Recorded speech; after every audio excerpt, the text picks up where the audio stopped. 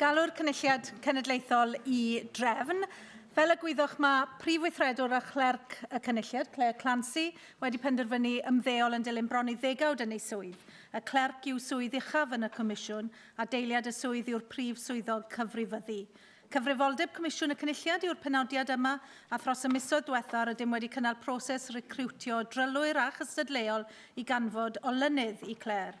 Roedd yn ymchwilio am unigolyn eithriadol a daeth ymgeiswyr cryf i'r fei. Pleser o'r mwyaf yw cyhoeddi penodiad Manon Antoniazzi yn brif weithredwr a chlerc nesaf ein cynulliad. Mae gyrfa Manon yn un nodedig y daw a phrofiad helaeth ar adeg pan fo heriau a chyfleoedd newydd yn ein hwynebu. Manon yw cyfarwyddwr presennol diwylliant chwaraeon a thwristiaeth Llywodraeth Cymru a hi gynt oedd prif weithredwr Croeso Cymru.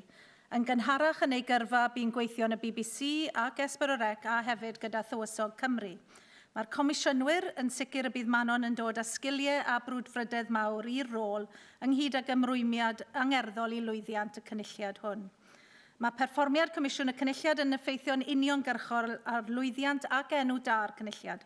Yn sgil hynny, rydym yn dibynnu ar y prif weithredwr I arwain mewn modd arloesol ac effeithiol a chynnig gwasanaeth o'r radd flaenaf.